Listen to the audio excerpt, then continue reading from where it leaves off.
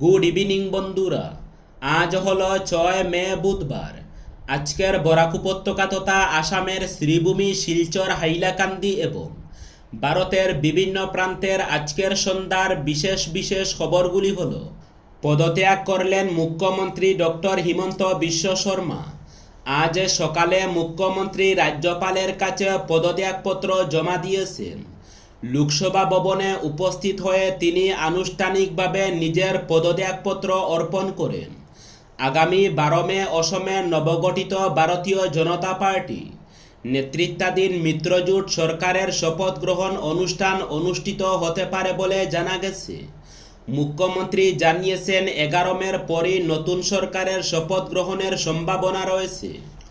উল্লেখ্য, 102টি আসন দখল করে অসমে টানা তৃতীয়বারের মতো জয় ছিনিয়ে নিয়েছে বিজেপি নেতৃত্বাধীন মিত্রজোট। এবারের নির্বাচনে বিজেপি এককভাবে 82টি আসন পেয়েছে, আর অগপ এবং বড়োল্যান্ড পিপলস ফ্রন্ট বিপিএফ পেয়েছে 10টি করে আসন। ফল ঘোষণার পর থেকেই সরকার গঠনের প্রস্তুতি শুরু করে দিয়েছে এনডিএ মিত্রজোট। এখন শপথ গ্রহণের দিনক্ষণ চূড়ান্ত হওয়ার অপেক্ষা। দলমতের ঊর্ধ্বে উঠে দক্ষিণ করিমগঞ্জের উন্নয়নে কাজ করার অঙ্গীকার আমিনুর রশিদ চৌধুরীর। সবে জল্পনা কল্পনার অবসান ঘটিয়ে দক্ষিণ করিমগঞ্জে বাজিমাত করলেন কংগ্রেস প্রার্থী আমিনুর রশিদ চৌধুরী। দীর্ঘ 30 বছর পর পিতা আব্দুল মুক্তাদি চৌধুরীর হারানো জমি পুনরুদ্ধার করতে সক্ষম হয়েছেন আমিনুর রশিদ চৌধুরী। দক্ষিণ করিমগঞ্জের কংগ্রেস প্রার্থী আমিনুর রশিদ চৌধুরী প্রায় 1,34,727টি ভোট পেয়ে রেকর্ড করেছেন। জনগণের অকৃত্রিম ভালোবাসায় তিনি রেকর্ড ভোট পেতে সক্ষম হয়েছেন বলে জানিয়েছেন আমিনুর রশিদ চৌধুরী। জেলা কংগ্রেসের বিভিন্ন পদাধিকারী সহ সংগঠনের কর্মকর্তাদের সাহায্য ও সহযোগিতার কথা উল্লেখ করেছেন। তাদের প্রতিও কৃতজ্ঞতা জানিয়েছেন তিনি। বিজয়ী হয়ে দক্ষিণ করিমগঞ্জে নবনির্বাচিত বিধায়ক আমিনুর রশিদ চৌধুরী এলাকার রাস্তাঘাট, পানীয় জল সহ ভিন রাজ্যে থাকা স্থানীয় যুবকদের যে কোনো সমস্যায় তাদের পাশে দাঁড়ানোর প্রতিশ্রুতি দিয়েছেন। দলমতের উপরে উঠে বসার জন্য কাজ করার কথা জানান তিনি। শ্রীভূমি জেলার বৃহৎ বিধানসভা কেন্দ্র দক্ষিণ করিমগঞ্জের অসম্পূর্ণ কাজগুলি পূর্ণ করতে সর্বস্তরের জনসাধারণের সহযোগিতা কামনা করেছেন নবনির্বাচিত বিধায়ক আমিনুর রশিদ চৌধুরী। আসাম রাজ্য বিদ্যালয় শিক্ষা পর্ষদ আজ তাদের কম্পার্টমেন্টাল পরীক্ষার সময়সূচি প্রকাশ করেছে। পর্ষদের প্রকাশ করা সময়সূচি অনুসারে আগামী 29 মে থেকে কম্পার্টমেন্টাল পরীক্ষা অনুষ্ঠিত হবে এবং আগামী 5 জুন এই পরীক্ষা শেষ হবে। প্রদেশ কংগ্রেসের সবচেয়ে বিফল সভাপতি গৌরব গগৈ কটাক্ষ দিলীপের। মুসলিমদের কাছে কংগ্রেস হলো বাবা মা, বললেন অতুল বরা। সদ্য সমাপ্ত বিধানসভা নির্বাচনে কংগ্রেসের শোচনীয় ফলাফলের জন্য গৌরব গগৈকেই দুষলেন প্রদেশ বিজেপি সভাপতি দিলীপ শইকিয়া। মঙ্গলবার প্রদেশ বিজেপির কার্যালয়ে এক যৌথ সাংবাদিক সম্মেলনে অসম গণপরিষদের সভাপতি অতুল বরাকে পাশে বসিয়ে সভাপতি দিলীপ রাগটাক না করেই বলেন, গৌরব প্রদেশ কংগ্রেসের সবচেয়ে বিফল সভাপতি। কংগ্রেসের এত শোচনীয় অবস্থা আগে কখনো হয়নি। গৌরবের আমলেই শোচনীয় ফলাফল হয়েছে কংগ্রেসের।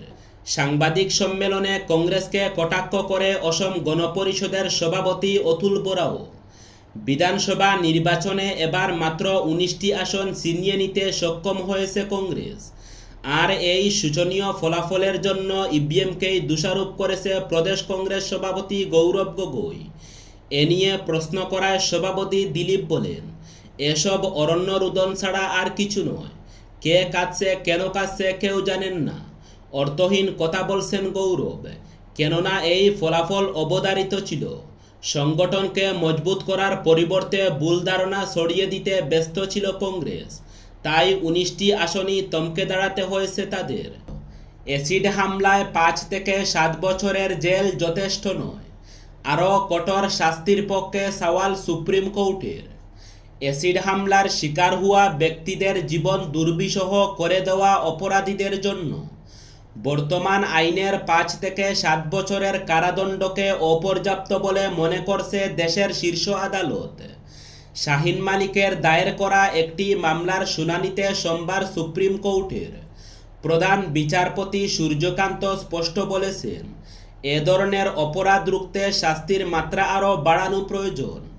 2013 সালে নির্ভয়া কাণ্ডের পর দণ্ডবিধিতে 326 ধারা যুক্ত করা হলেও গত এক দশকে দেশের অ্যাসিড হামলার নৃশংসতা কমেনি, বরং বেড়েছে। এই পরিস্থিতিতে প্রধান বিচারপতি কেন্দ্রীয় সরকারের সলিসিটর জেনারেল তুষার মেহতাকে প্রশ্ন করেন, সাজা বাড়ানো এবং অভিযুক্তদের উপর নিজেকে নির্দোষ প্রমাণের দায়ভার চাপানোর মতো কঠোর ব্যবস্থা নেওয়ার সময় কি আসেনি? এই মামলার শুনানিতে একে গুরুত্বপূর্ণ মানবিক দিক তুলে ধরেছে বিচারপতি সূর্যকান্ত এবং বিচারপতি জয়মাল্য বাগচির ডিভিশন বেঞ্চ। সাধারণত অ্যাসিড হামলার বাহ্যিক বিকৃতি ঘটলে তবেই আক্রান্তরা সরকারি সুবিধা পান, কিন্তু যাদের জোরপূর্বক অ্যাসিড খাওয়ানো হয় তাদের অভ্যন্তরীণ অঙ্গ প্রত্যঙ্গ মারাত্মকভাবে ক্ষতিগ্রস্ত হলেও তারা rights of person with disability অ্যাক্টে 2016 এর আওতায় আসতেন না। সুপ্রিম কোর্ট এদিন নির্দেশ দিয়েছে যে এ ধরনের অভ্যন্তরীণ ক্ষতের শিকার ব্যক্তিরাও এখন থেকে অ্যাসিড আক্রান্ত হিসাবে সমস্ত সরকারি সুযোগ সুবিধা পাবেন। আদালত আরও স্পষ্ট করেছে যে এই আইনটি 2016 সাল থেকে ভূতাপেক্ষ বা রেট্রোস্পেক্টিভ হিসাবে কার্যকর হবে, যাতে পরবর্তী ভুক্তভোগীরাও বঞ্চিত না হন। সুনাইর বাউরিকান্দি জিপির বুয়ালি গ্রামের এক মানসিক ভারসাম্যহীন যুবক প্রায় 3 মাস ধরে নিখোঁজ থাকার ঘটনায় এলাকায় উদ্বেগের সৃষ্টি হয়েছে। নিখোঁজ যুবকের নাম ইকবাল হোসেন লস্কর, বয়স 28। পরিবার সূত্রে জানা গেছে, গত 10 ফেব্রুয়ারি ইকবাল হোসেন লস্কর বাড়ি থেকে বের হওয়ার পর আর ফিরে আসেননি।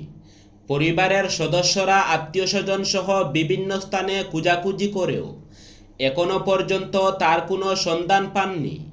নিখোঁজ যুবকের মা সংবাদ মাধ্যমের মাধ্যমে প্রশাসন ও সাধারণ মানুষের কাছে ছেলেকে খুঁজে পেতে সহযোগিতা কামনা করেছেন। তিনি কাতর আবেদন জানিয়ে বলেন, যদি কেউ তার ছেলের সন্ধান পান তাহলে দ্রুত পরিবারের সঙ্গে যোগাযোগ করার জন্য পরিবারের পক্ষ থেকে দেওয়া যোগাযোগ নম্বর 9954931089, 7638810758